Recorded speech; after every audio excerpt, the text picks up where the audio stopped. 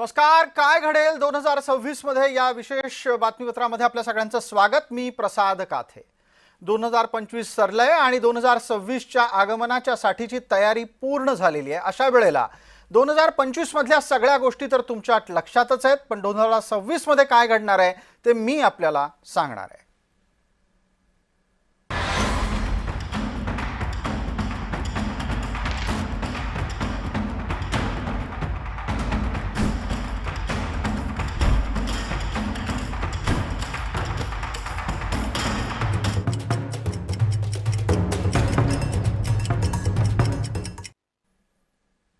दोन 2026 मधले महत्त्वाचे दिवस कोणते जे रविवारी येत आहेत आणि त्यामुळे तुमची सुट्टी जाऊ शकते ते आधी पाहणार आहोत.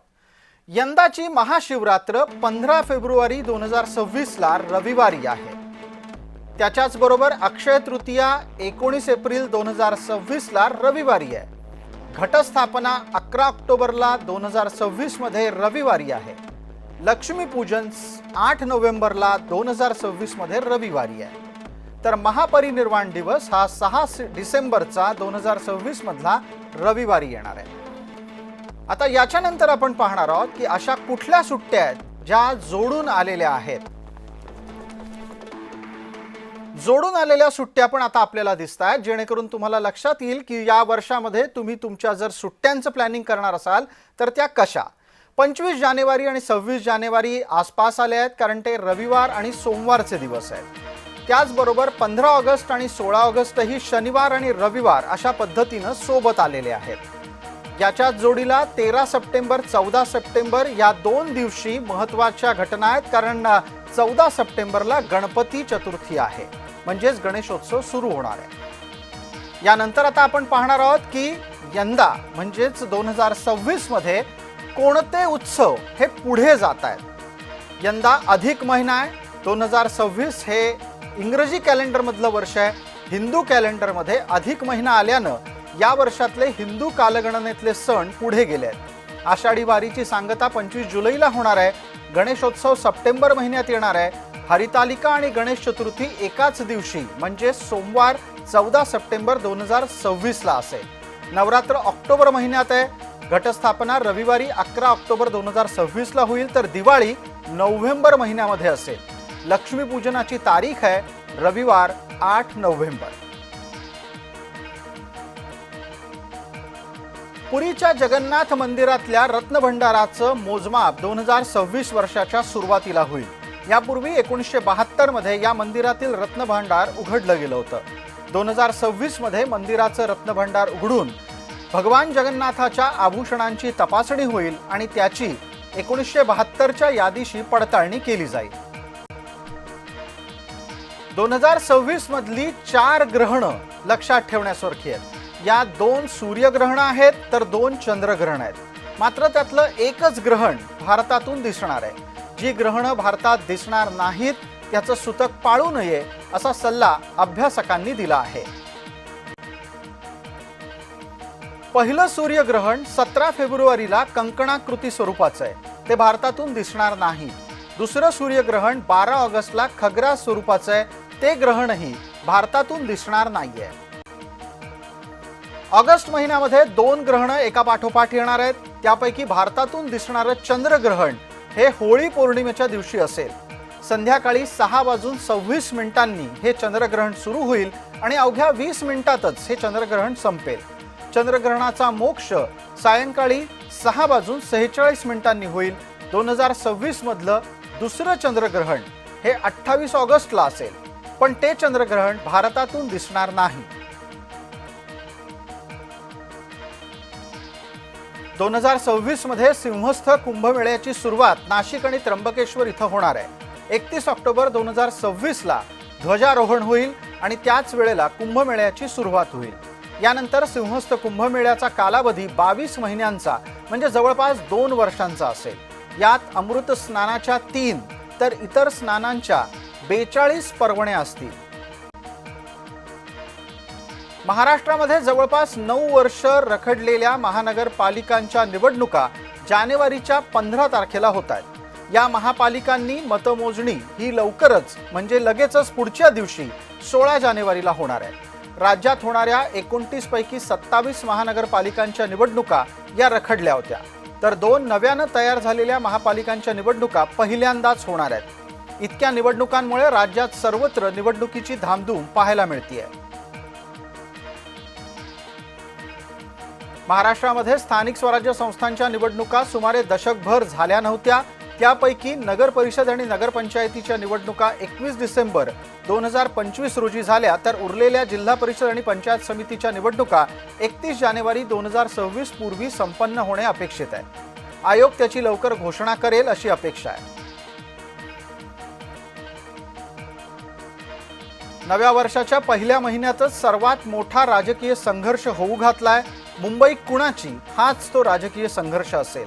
मुंबई महानगरपालिकेच्या तिजोरीच्या चाव्या आपल्याचकडे असाव्यात म्हणून राज आणि उद्धव सोबत आले आहेत. मुंबईवरती आणि महाराष्ट्रावरती कोणी वाकड्या नजरेने किंवा त्यांच्या कपटी कारस्थानाने महाराष्ट्राला मुंबईपासून किंवा मुंबईला महाराष्ट्रापासून, मराठी माणसापासून तोडण्याचा प्रयत्न करेल, त्याचा राजकारणात खात्मा केल्याशिवाय राहणार नाही. शपथ घेऊन आम्ही मैदानात उतरलेलो. मुंबईचा महापौर मराठीच होणार आणि तो आमचाच होणार. मुंबईचा महापौर मराठीच होणार आणि तो आमचाच होणार. मुंबई महापालिका जिंकण्याच्यासाठी भाजपा पूर्ण ताकदीनं मैदानात उतरलेली आहे. भाजपाच्या वतीनं गेल्या 3 दशकापासून ठाकरेंनी मुंबई मनपावर ठेवलेला कब्जा हटवण्याच्यासाठीचा या वर्षात प्रयत्न होईल. मराठी माणूस आणि मुंबई महाराष्ट्रापासून तोडणार या ठाकरेंच्या वक्तव्यांना निष्प्रभ ठरवण्याचा प्रयत्न भारतीय जनता पार्टी करणार आहे. त्यांनी लक्षात घेतलं पाहिजे, ते म्हणजे मुंबई नाही, ते म्हणजे मराठी नाही, ते म्हणजे सर्व काही आहे. हा जो काही त्यांचा गर्व आहे, हा जो काही दुराभिमान आहे, या दुराभिमानामुळेच मुंबईकर त्यांच्यापासून दूर गेले. कारण मुंबईकरांना सेवेकरी हवे आहेत.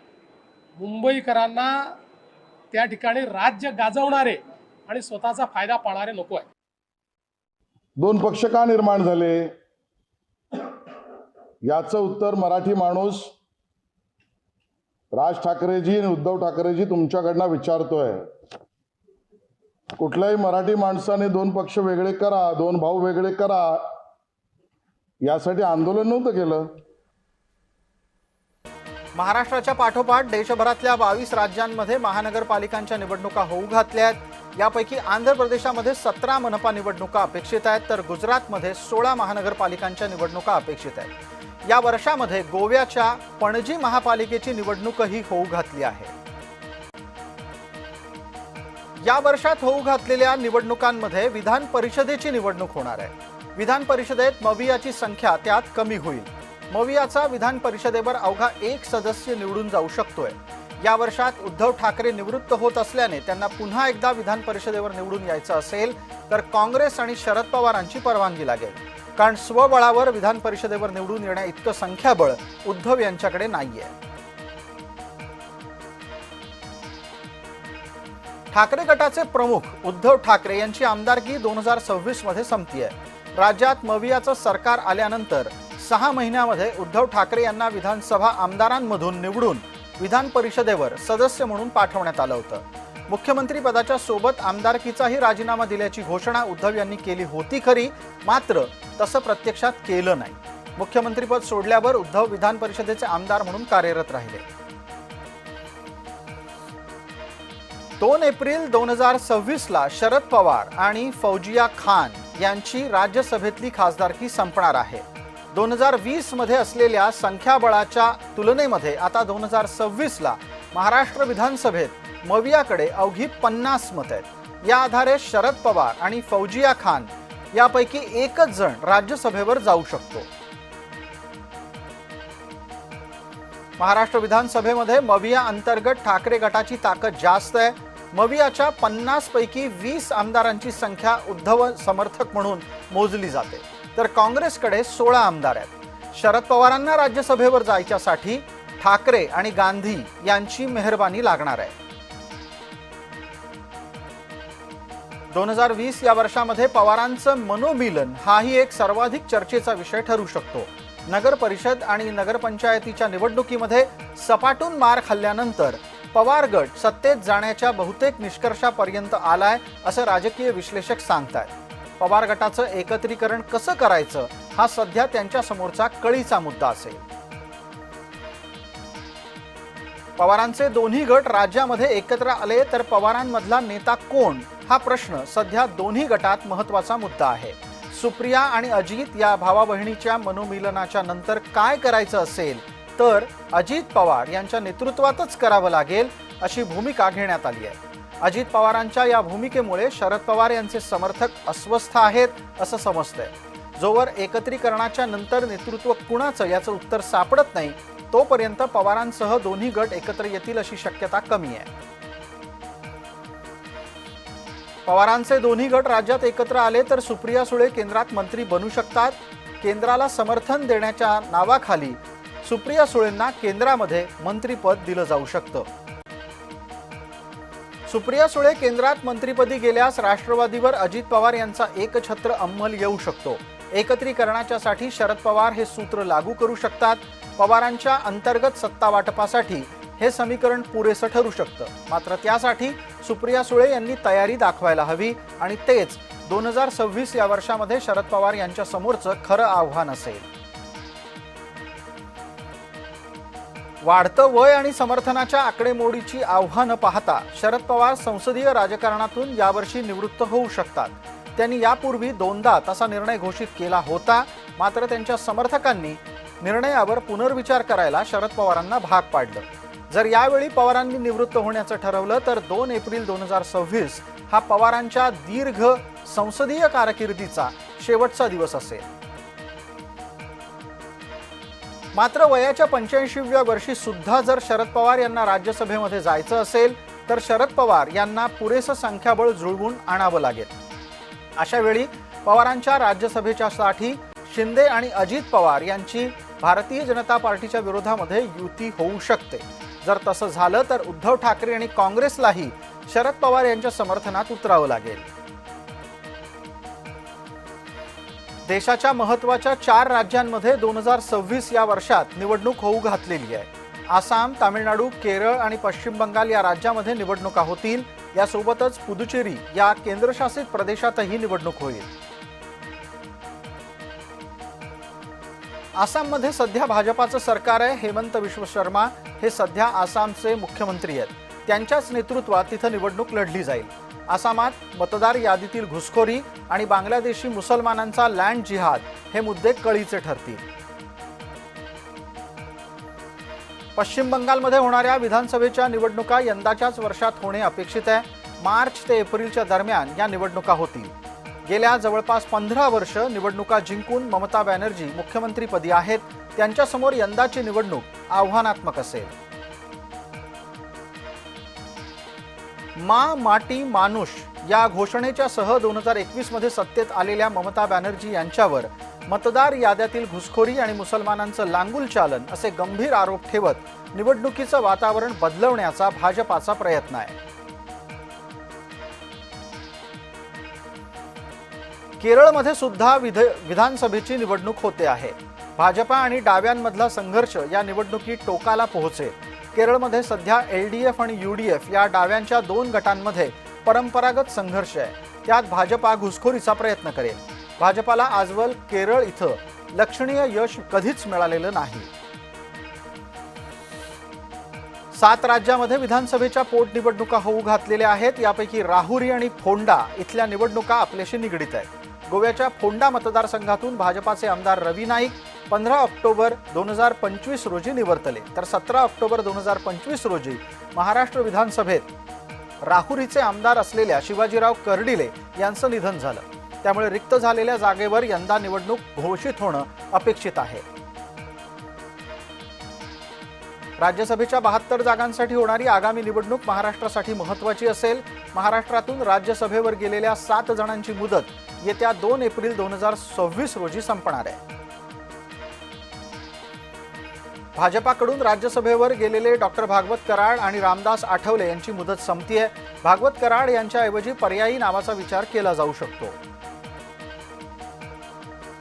काँग्रेसमधून खासदारकीच्यासाठी ठाकरेंच्या सोबत आलेल्या प्रियांका चतुर्वेदी यांच्या राज्यसभा सदस्यत्वाचा कालावधी 2026 मध्ये संपेल. चतुर्वेदी यांना महाराष्ट्रातून राज्यसभेत पाठवावं इतकं संख्याबळ आता उद्धव ठाकरेंकडे नाही. त्यामुळे इतर राज्यातून चतुर्वेदींना राज्यसभेवर पाठवण्याची जोखीम ठाकरे पत्करतील का, हा कळीचा मुद्दा आहे. त्याहीपेक्षा महत्त्वाचं म्हणजे प्रियांका चतुर्वेदी राज्यसभा मिळवण्यासाठी भाजपात जातील अशी चर्चा जोरदार पद्धतीनं सुरू आहे. महायुतीकडे पुरेसं संख्याबळ असल्यानं यावेळेला रामदास आठवले यांना महाराष्ट्रातून फेरनिवड करून राज्यसभेवर पाठवलं जाऊ शकतं. आठवले मंत्री असल्यानं तसं करणं ही सुद्धा सध्या काळाची गरज आहे.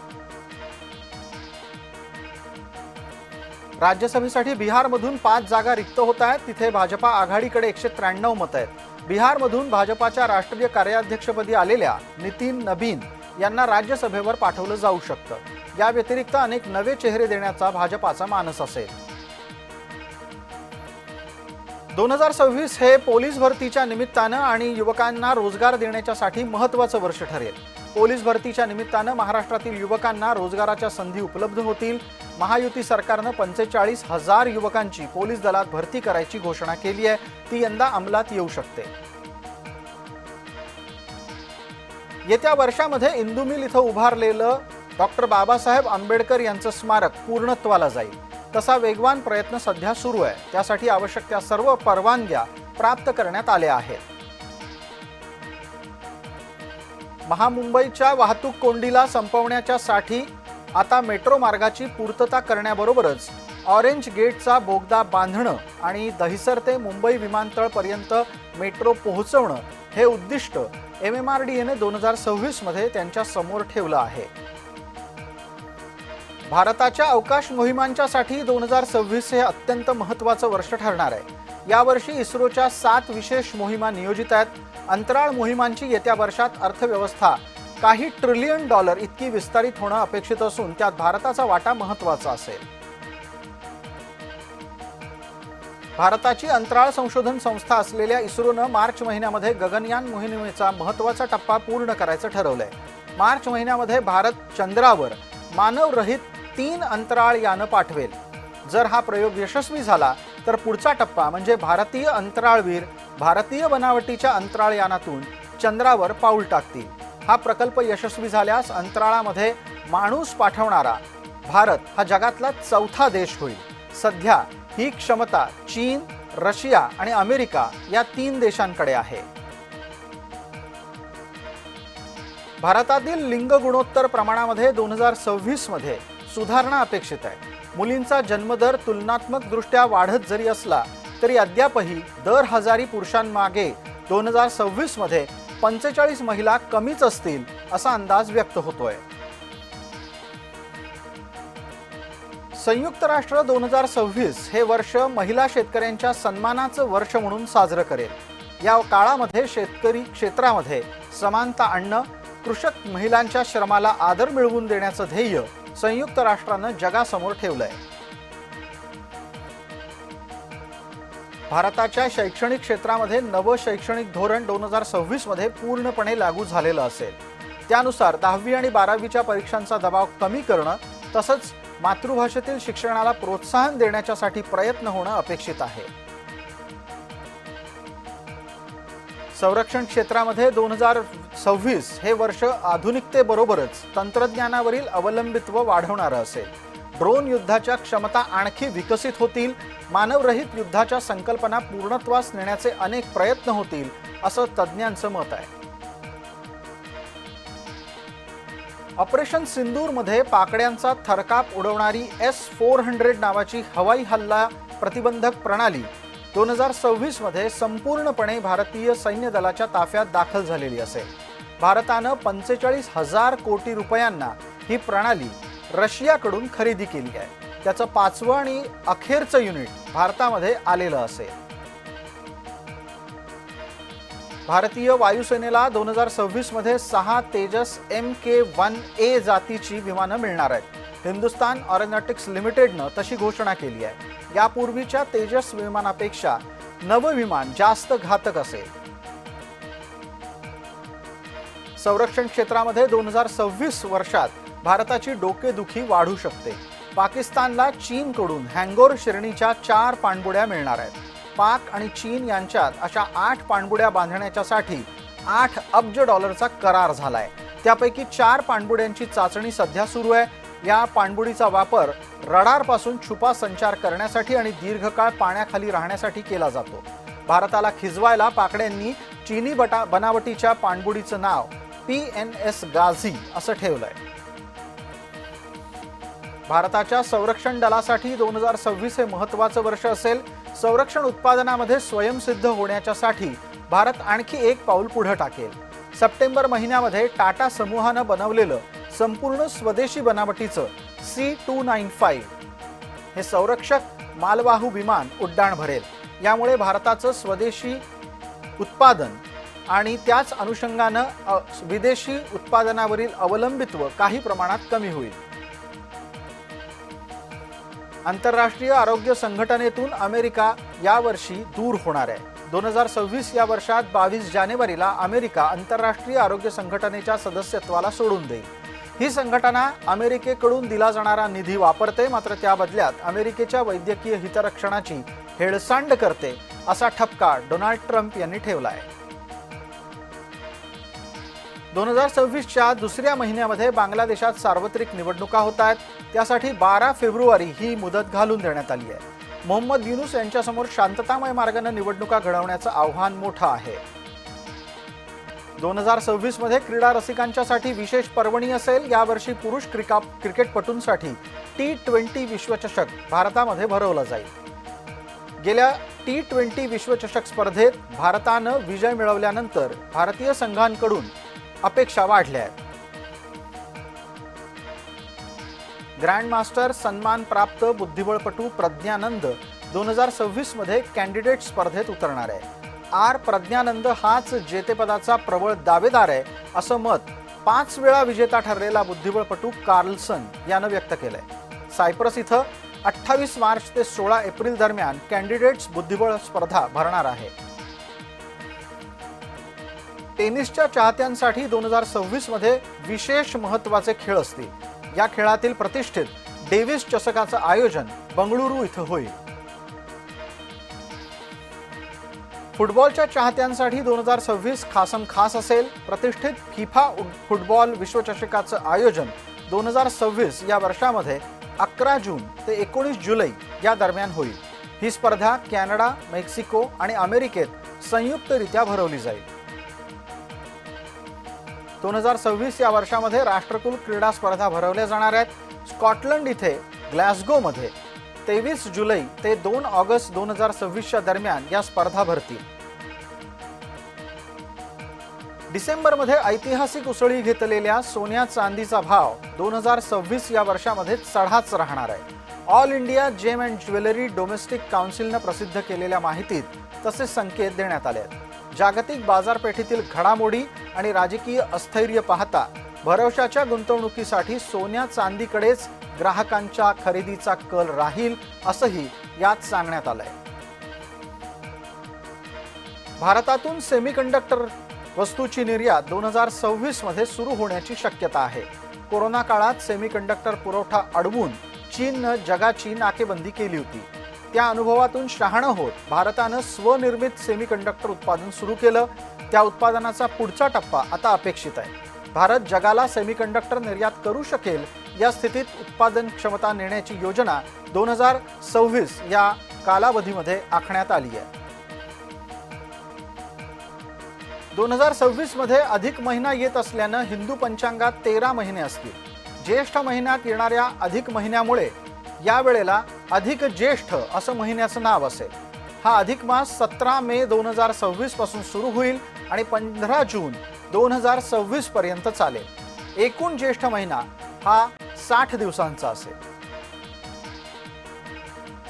अधिक मास हा पुरुषोत्तम मास या नावानं सुद्धा ओळखला जातो. या महिन्याचं विशेष महत्त्व असून या काळात भगवान विष्णूंची उपासना केली जाते.